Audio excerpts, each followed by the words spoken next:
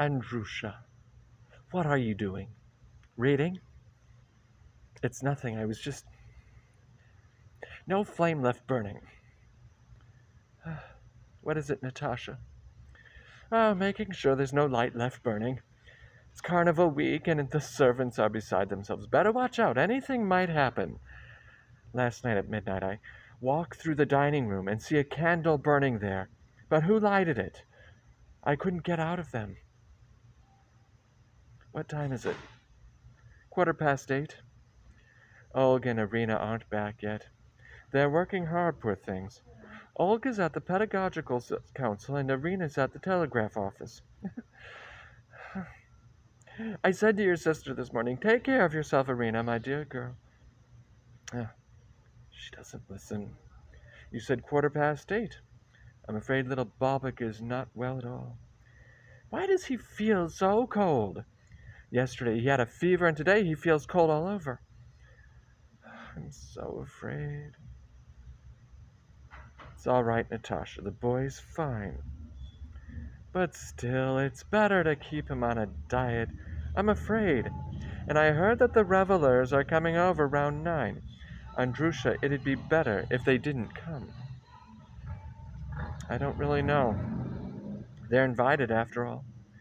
The little boy woke up this morning and looks at me, and suddenly he smiled. You see, he recognized me. Hello, Bobik. I say, hello, dear, and he laughs. Children understand so well. All right, then, dear. I'll tell them not to lie, not to let in the revelers. It's really up to my sisters. They are in charge, you know. And they are, too. I'll tell them. They're so good-hearted. I told them to serve yogurt for supper. The doctor says you shouldn't eat only yogurt, otherwise you'll never lose weight. Bobik feels cold. I'm afraid that maybe he is cold in his room. We ought to put him, at least until it gets warmer, in another room. For instance, Irina's room is perfect for the baby. It's dry and sunny all day long. We should tell her. She can stay in the same room with Olga for the time being. She's not home during the day anyway. She only sleeps here. Andrushinchik, sweetie, why don't you say something? Just thinking. And there's nothing to say. Oh, there's something else I was going to tell you. Oh, yes. Thereupon's here from the council. He's asking for you. Send him in. Hello, my dear man. What's new? The chairman sent this book and some papers here. Oh, thank you. Very good. But why did you come so late? It's after 8 already. What? I'm saying you came late. It's after 8. Yes, sir. When I came here, it was still light out, but they wouldn't let me in. The master's busy, they tell me. Well, then, I wait. I was in no hurry. Nothing. Tomorrow is Friday. The offices are closed, but it doesn't matter. I'll go in, do something. I'm bored at home. My dear old man, how things change and how life deceives us. Today, I was bored. Had nothing to do. I picked up this book, my old university lectures, and it made me laugh. My goodness, I'm secretary of the district council, the same council chaired by Protopopov. I'm secretary, and the most I can ever hope for is to be a member of the district council. Me, a member of the local district council, me, who dreams every night of being a professor at Moscow University. Famous scholar, the pride of all Russia. I don't know, sir, hard of hearing? If you could hear me properly, I wouldn't probably be talking to you at all. I have to talk to someone, but my wife doesn't understand me. For some reason, I'm afraid of my sisters. Afraid that they would laugh at me, put me to shame. I don't drink. I don't go to taverns. But my dear friend, how I'd love to be sitting at a table at Tetsov's or the Grand Muscovy in Moscow. In Moscow, at the office, a workman was just saying some merchants were eating bliny, and the one who ate 40 kicked the bucket, 40 or 50, I can't remember. You're sitting at a big restaurant in Moscow. You don't know anyone, and no one knows you, and yet you don't feel like an outsider. But here you know everybody, and everybody knows you. But you're an outsider, an outsider, an outsider, and all alone. What? Ugh. Same fellow was saying, maybe he's lying, that supposedly there's a rope stretched all across Moscow. What for? I don't know, sir. The contractor was saying. Nonsense. Have you ever been to Moscow? No, it wasn't God's will. Can I go? Yes, you can go. Be well. Take care. Come back for the papers tomorrow morning. Go now. Ah, he left. Oh, well. I can't say. I don't know. Of course, habit means a lot. After Father died, for instance, it took us a long time to get used to not having orderlies in the house. But apart from habit, I think I'm being only fair. Other places may be different, but in our town, the most decent, noble, and well-mannered are the military. I feel like something to drink. I'd have some tea. They'll be bringing it soon. They married me off when I was 18. I was afraid of my husband because he was a teacher and I had only just graduated. He seemed to me terribly scholarly, so intelligent and important. But not anymore, unfortunately. So I see. I'm not talking about my husband. I'm used to him. But among civilians, there's so many rude, unpleasant, and just ill-mannered people. Rudeness upsets me and offends me. I suffer when someone's not delicate enough, or gentle, or courteous enough. Whenever I spend time in the company of school teachers, my husband's colleagues, I plain suffer. Well, but I don't think it matters, civilian or military. At least not in this town. It doesn't matter.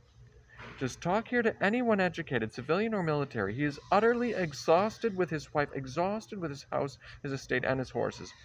It's natural for a Russian to have, in the highest degree, this elevated way of thinking.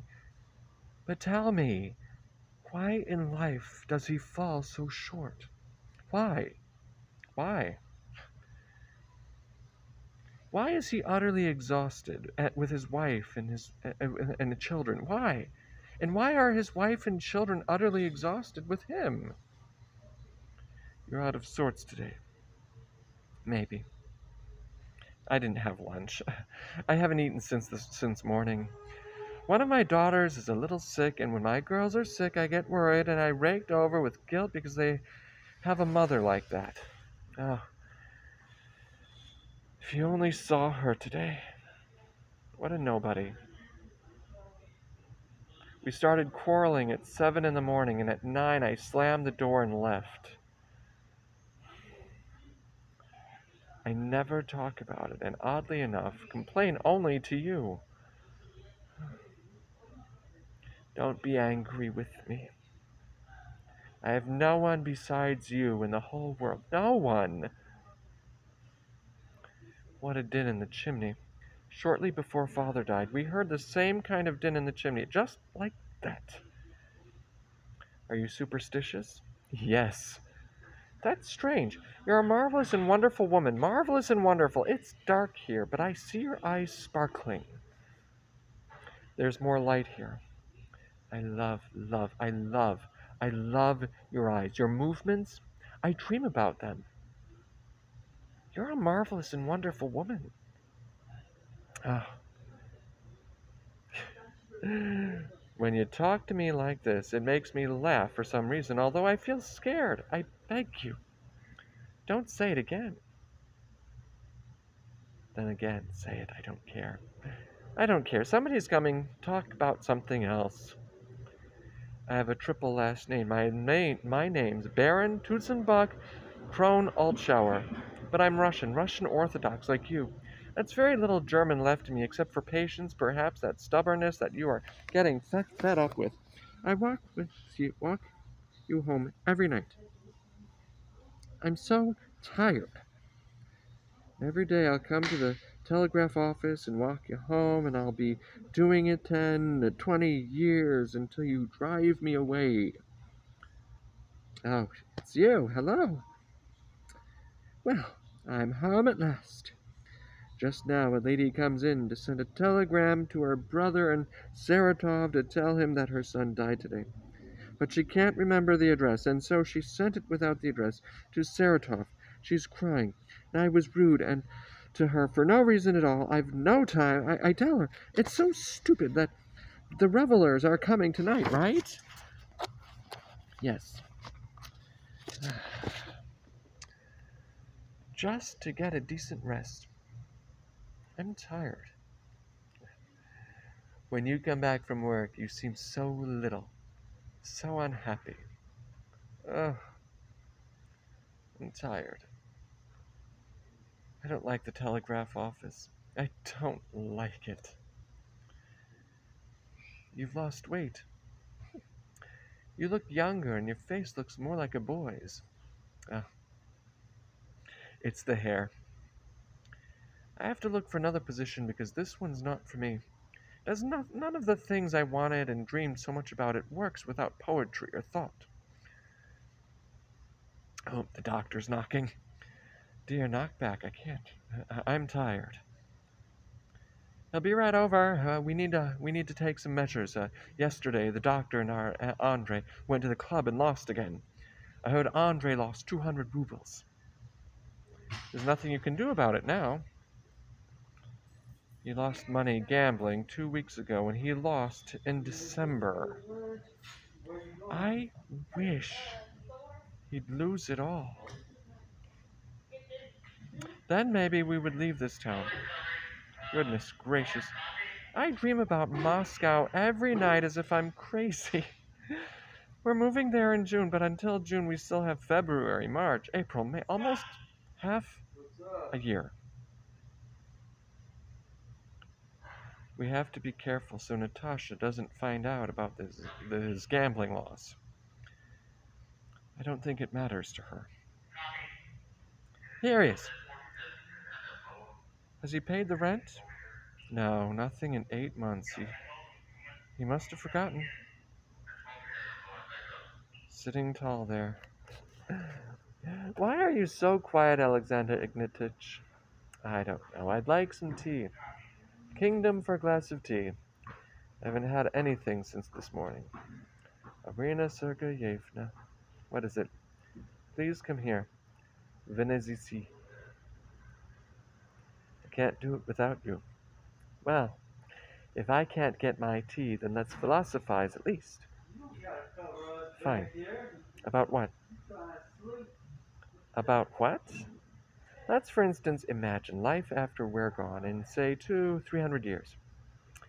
Well, after we're gone, people will fly around in air balloons, men's jackets will change, they'll discover a sixth sense maybe and develop it.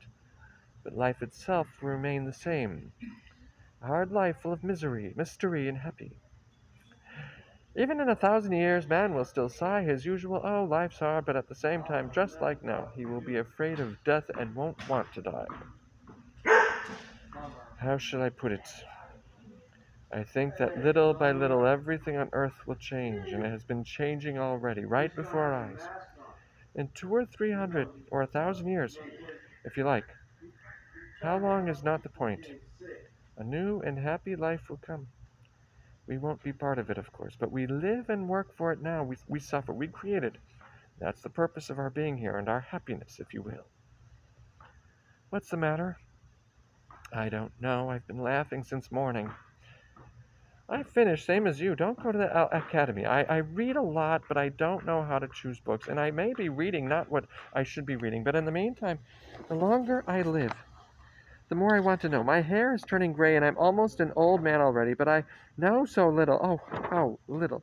But still it seems to me that I know what's important and real. And I know it well, and I would love to prove to you that there's no happiness. There shouldn't be, and there won't be any for us. We need to work. And happiness is for our distant offspring.